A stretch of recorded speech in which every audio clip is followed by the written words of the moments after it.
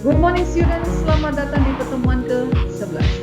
Pada pertemuan ke-11 ini kita akan membicarakan tentang mengelola produktivitas. Nah, bahasan apa saja yang ada di dalamnya? Mari kita lihat. Pertama, konsep. Pada konsep ini kita akan mengetahui konsep produktivitas kerja itu seperti apa. Selanjutnya, faktor-faktor di dalamnya bagaimana. Kemudian cara pengukurannya seperti apa. Dan yang terakhir adalah usaha peningkatannya bagaimana. Baik, silakan dipelajari, disimak, dan ditanyakan apabila ada yang kurang mengerti. Oke, selamat belajar. Bahasan awal dalam mengelola produktivitas adalah konsep produktivitas kerja. Dalam bekerja, kita dituntut untuk selalu produktif agar pekerjaan kita bisa segera selesai dan kita bisa lanjutkan ke pekerjaan lainnya. Banyak sekali upaya atau cara untuk meningkatkan produktivitas kerja, misalnya melalui to-do list, planner, sticky notes, bahkan alarm. Nah, pertanyaannya, produktivitas kerja itu apa? Mari kita lihat.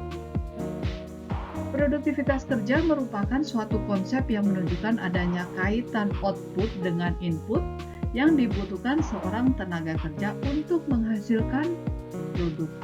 Dan berikutnya dikatakan juga bahwa produktivitas kerja adalah perbandingan antara hasil dari suatu pekerjaan karyawan dengan pengorbanan yang telah dikeluarkan.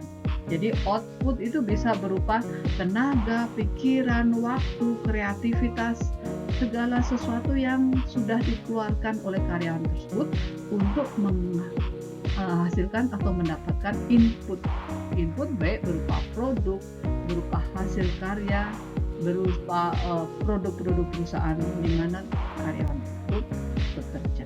Ya, itu adalah secara garis besar tentang produktivitas kerja.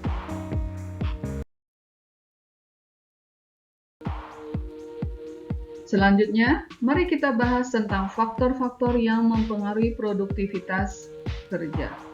Yang pertama adalah kemampuan. Manajemen perusahaan harus bisa melihat kemampuan karyawannya untuk di bidang apa. Apakah di back office, frontliner, atau di lapangan. Dengan demikian, karyawan yang ditugaskan di bidang-bidang tersebut bisa maksimal dalam melakukan pekerjaannya dan tentu akan berpengaruh terhadap produktivitas kerjanya. Berikutnya adalah sikap. Karyawan tentu harus bersikap baik, bisa berinteraksi dengan koleganya, bisa bekerja dalam satu tim dan sebagainya. Yang ketiga, situasi dan keadaan lingkungan. Situasi kerja yang nyaman, lingkungan yang positif akan meningkatkan produktivitas kerja karyawan. Ya. Yang berikutnya adalah motivasi. Jadi tentu karyawan harus punya motivasi dalam bekerja itu. Apakah dia untuk memenuhi kebutuhannya, ataukah dia mempunyai tujuan tertentu, cita-cita tertentu dalam melakukan pekerjaan tersebut. Jadi motivasi sangat penting untuk meningkatkan kinerja. Yang kelima adalah upah. Upah tentu faktor yang krusial dan sangat penting. Jadi beban kerja yang diperolehnya di perusahaan akan terbayar dengan upah yang sesuai, dan ini adalah penting. Berikutnya, tingkat pendidikan. Tingkat pendidikan tentu menjadi faktor yang penting juga, karena di sini akan mempengaruhi pola pikir dari karyawan tersebut. Pendidikan yang baik tentu akan memberikan dampak yang baik pula dalam pekerjaan tersebut. Yang berikutnya, perjanjian kerja. Jadi dalam perjanjian kerja tersebut tercantum hak dan kewajiban dari karyawan. Apa yang menjadi hak karyawan harus diberikan oleh perusahaan, demikian juga kewajiban bagi karyawan juga harus dilakukan dengan baik. Dengan demikian jadi keseimbangan yang positif dalam perusahaan tersebut. Yang terakhir adalah penerapan teknologi. Dengan adanya persaingan yang ketat dewasa ini, persaingan teknologi sangat diperlukan. Perusahaan harus memfasilitasi karyawan dengan teknologi yang tepat. Dengan demikian, pekerjaan bisa dilakukan dengan cepat, tepat, dan sesuai dengan target. Itu adalah faktor-faktor yang mempengaruhi produktivitas kerja.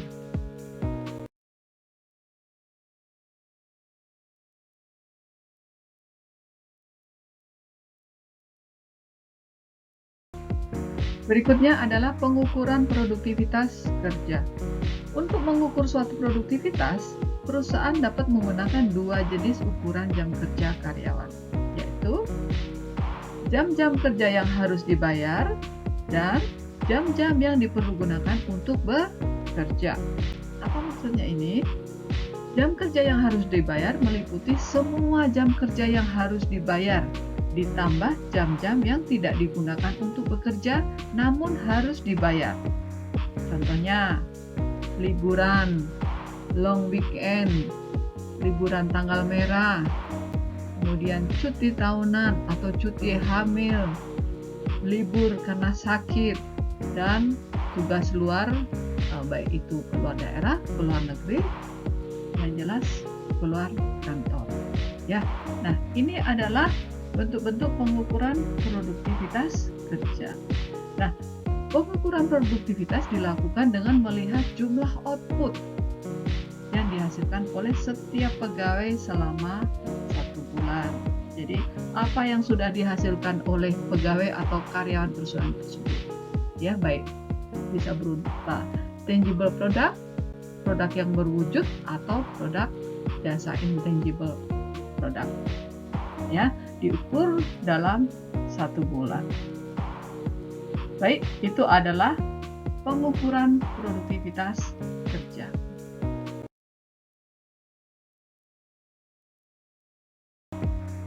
Dalam pengukuran produktivitas terdapat dua jenis tingkat perbandingan yang berbeda, yaitu produktivitas total dan produktivitas parsial. Adapun pengertian dari produktivitas total adalah perbandingan antara total keluaran output dengan total masukan input dalam persatuan waktu untuk memproduksi keseluruhan produk di perusahaan tersebut. Dalam penghitungan produktivitas total, semua faktor masukan seperti tenaga kerja, modalnya, bahannya, materialnya, energinya terhadap total keluaran harus diperhitungkan. Oleh karenanya, rumus dari produktivitas total adalah hasil total keluaran atau output dibagi oleh hasil masukan total atau input. Jadi output per input. Sedangkan produktivitas parsial adalah perbandingan dari keluaran dengan satu jenis produk saja atau satu jenis masukan saja per satuan waktu, seperti upah tenaga kerja, kapital, bahan, energi, beban kerja, dan lain sebagainya. Oleh karenanya, rumusnya adalah hasil total keluaran per unit jenis output dibagi menjadi hasil input masukan per unit jenis input.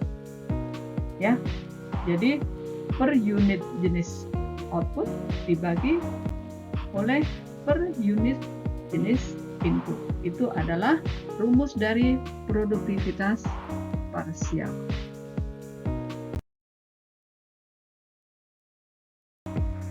Berikutnya mari kita bahas tentang usaha-usaha peningkatan produktivitas tenaga kerja. Jadi langkah-langkah atau upaya apa saja yang harus dilakukan oleh perusahaan dalam meningkatkan produktivitas tenaga kerjanya. Mari kita lihat. Pertama, peningkatan pendidikan. Jadi kalau manajemen perusahaan melihat ada karyawan yang kurang cakap dalam melakukan pekerjaannya, maka perusahaan harus mengambil strategi dengan misalnya memberikan karyawan tersebut pelatihan-pelatihan, mengizinkan karyawan tersebut mengikuti workshop, ataupun memberikan mentor yang baik untuk keahlian yang diperlukan oleh karyawan tersebut.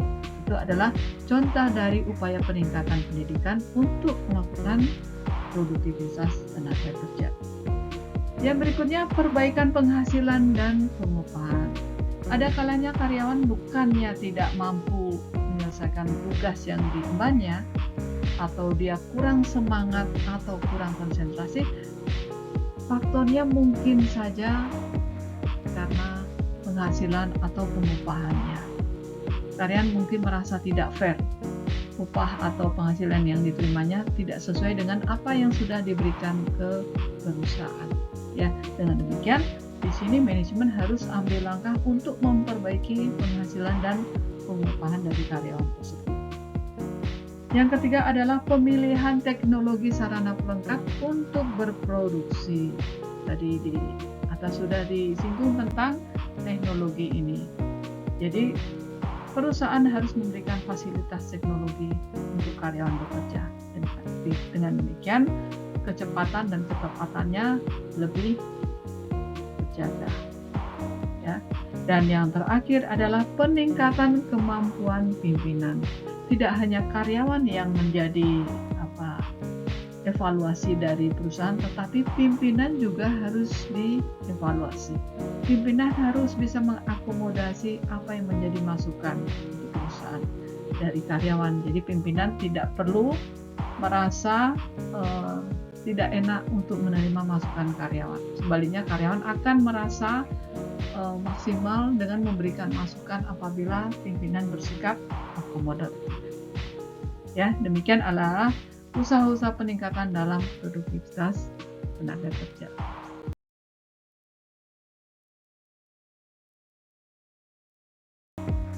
Barusan kita sudah fokus dengan company productivity, maka sekarang kita akan membicarakan tentang personal productivity. Dan ini tidak kalah penting dengan company productivity itu sendiri.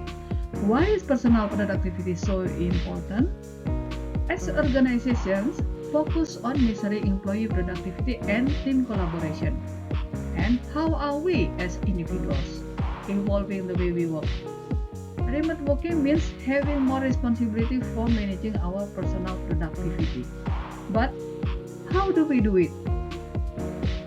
Jadi kalau organisasi fokus dengan produktivitas, pengukuran karyawan dan kolaborasi timnya, maka bagaimana kita sebagai individu?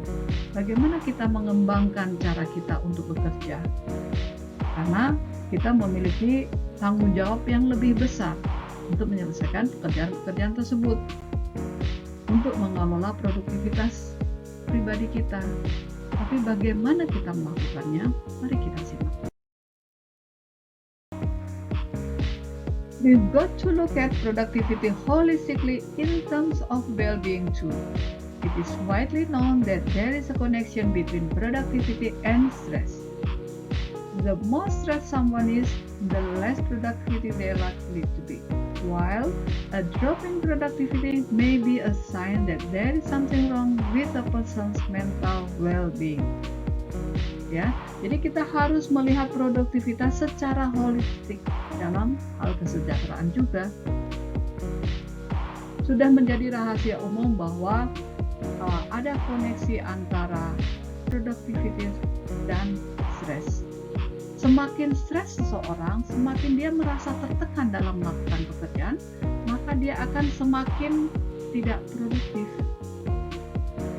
Dan juga semakin dia tidak produktif, itu menandakan bahwa ada sesuatu yang salah dalam mental orang tersebut. Karena dia sudah banyak sekali tekanan dalam pekerjaannya. How do I measure my personal productivity? Bagaimana saya mengukur produktivitas pribadi saya? Tadi sudah disinggung terkait formulasi mengukur produktivitas, tapi kita akan ulangi dengan mengukur produktivitas pribadi. There's a simple equation for measuring productivity.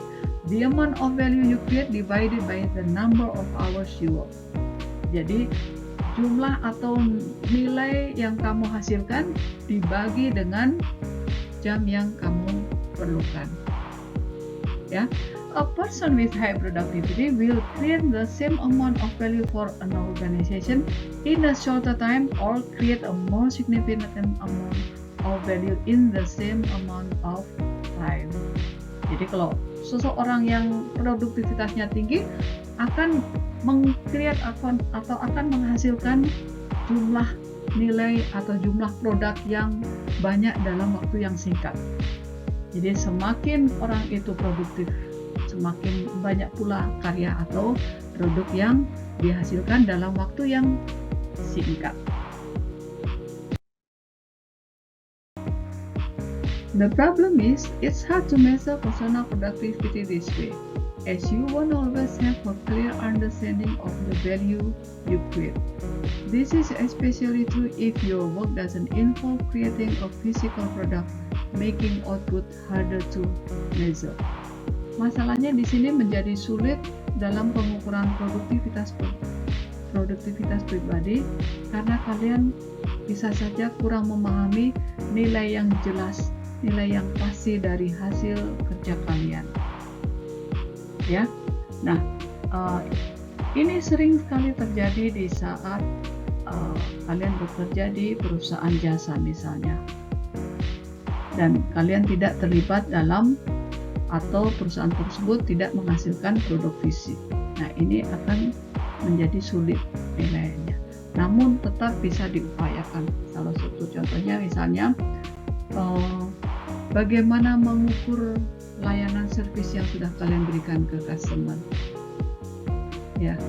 Terus berapa paket wisata yang sudah kalian hasilkan misalnya.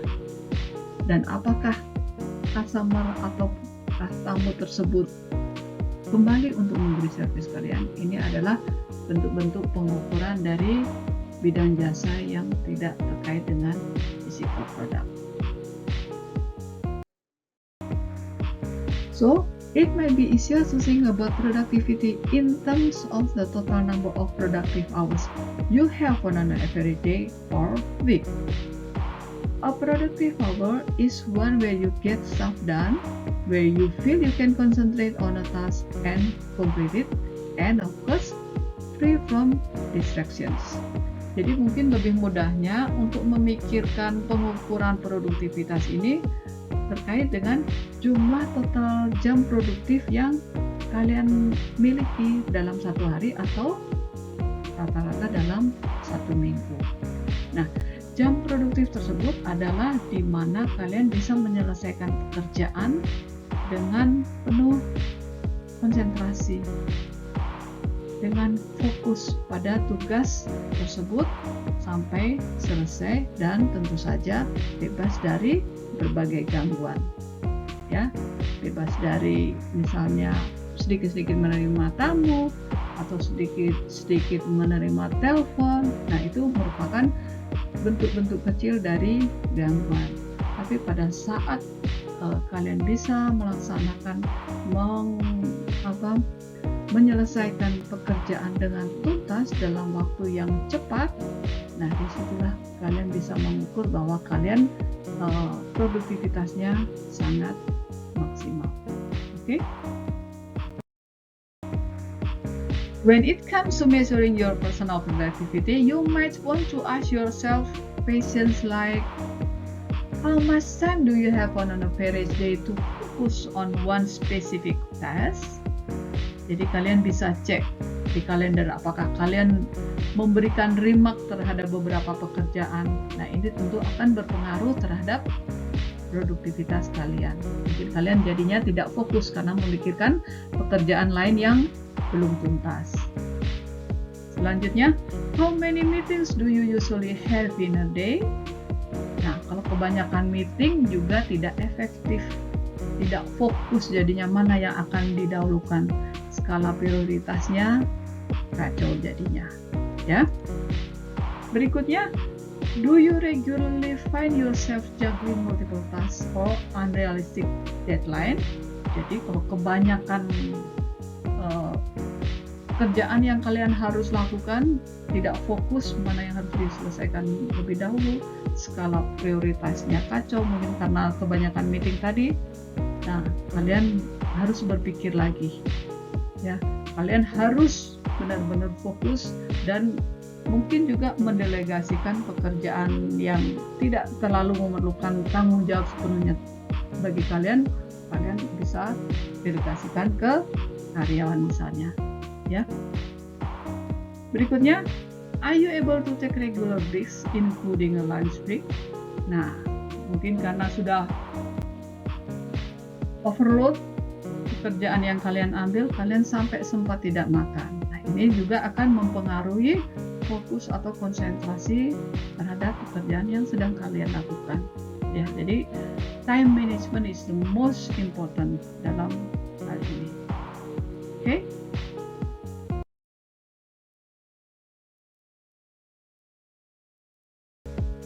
Sekarang mari kita simak tools yang bisa membantu kita improve performance. What personal productivity tools can I use to improve my performance? When it comes to productivity tools, you've got a choice. Apa saja itu? Mari kita lihat. Productivity planners can help you keep track of you and your team schedule, tasks, projects, and goals. There are lots of digitized planner and some people still prefer the paper variety. Jadi, perencanaan produktivitas dapat membantu kita untuk melacak jadwal pekerjaan kita, tugas yang kita harus hadapi atau kita kerjakan apa saja, dan berbagai target lainnya untuk kita maupun tim kerja kita. Banyak sekali perencanaan digital yang terdapat baik di laptop ataupun di smartphone, tapi masih banyak juga orang yang lebih menyukai menggunakan pengingat berupa kertas ataupun notebook. Ya. Nah, kalau kalian enaknya lebih mana? Apakah menggunakan digitized planners atau memakai kertas? Nanti silakan jawab ya. Tool berikutnya adalah time trackers, pelacak waktu. Time trackers can combine project tasks and milestone with to-do list. You can also use them for scheduling in advance. One advantage that they offer is that you can use the task planner to see how long doing different tasks takes you. Jadi pelacak waktu ini bisa menggabungkan tugas yang kalian kerjakan dengan hasil yang kalian akan peroleh. Dan kalian juga bisa memanfaatkannya dengan menjadwalkannya terlebih dulu atau lebih awal. Dan satu lagi kegunaan dari time tracker ini adalah kalian bisa menggunakan statistiknya. Dengan statistik itu kalian bisa melihat hasil yang sudah kalian peroleh dan waktu yang kalian perlukan. Ya, jadi hasil tersebut apakah memerlukan waktu yang lebih panjang atau lebih pendek? Kalian bisa lihat dalam statistik. Bahasan terakhir dalam mengelola produktivitas pada pertemuan ke-11 ini yaitu tentang what technique can I use to improve my personal productivity further. Jadi sebenarnya banyak sekali tools atau sistem yang tersedia untuk mengimprovisasi personal productivity kita. Contohnya yaitu pertama, SMART method. SMART merupakan singkatan dari specific, measurable, achievable, relevant, dan time-bound. Metode ini menggunakan langkah demi langkah atau step by step supaya kita dapat fokus untuk tujuan atau goals kita. Ya, dan kita harus tetap konsisten. Kita harus fokus konsentrasi terhadap tujuan kita apa. Dengan demikian, kita akan terimprovisasi produktiviti kita. Ya. Berikutnya, Pomodoro Technique. Pomodoro ini menggunakan sistem yang simpel, yaitu bekerja dalam kurun waktu 25 menit secara maksimal, kemudian istirahat. Kemudian bekerja lagi secara maksimal 25 menit, istirahat. Bekerja, istirahat, bekerja, istirahat. Dengan demikian kita akan terus terpacu, kita akan mendapatkan ide-ide segar dalam pelaksanaan pekerjaan tersebut. Selanjutnya, personal Kanban. Nah, dalam personal Kanban ini kita menggunakan catatan.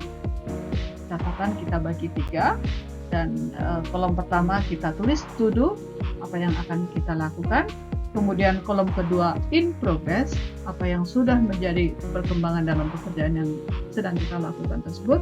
Dan kolom ketiga adalah done, bahwa sudah terlaksanakan. Ya, dengan demikian kita bisa lebih terstruktur dan kita mengetahui mana-mana pekerjaan yang masih to do, in progress, dan ya. Selanjutnya, Moscow Method. Moscow merupakan singkatan dari must have, should have, could have, dan would have. Nah, ini untuk mendisiplinkan kita bahwa kita harus menyelesaikan, bahwa kita harus fokus untuk pekerjaan tersebut. Jadi lebih ke memicu diri kita, mendisiplinkan diri kita. Dan yang terakhir adalah getting things done. Jadi kita fokus, hanya konsentrasi terhadap pekerjaan yang menjadi menjadi pekerjaan kita. Kita fokus untuk menyelesaikan. Kita fokus untuk bertanggung jawab terhadap pekerjaan tersebut. Dan kita tidak perlu memusingkan kritikan-kritikan yang datang pada kita. Kita tidak perlu menggubris hal-hal negatif apa yang menjadi permasalahan dari pekerjaan kita. Kita fokus saja dengan do the best. Ya, kita kenal dengan istilah do your best and God do rest. Jadi kita fokus saja terhadap pekerjaan itu tanpa mengindahkan suara-suara atau isu-isu negatif di sekeliling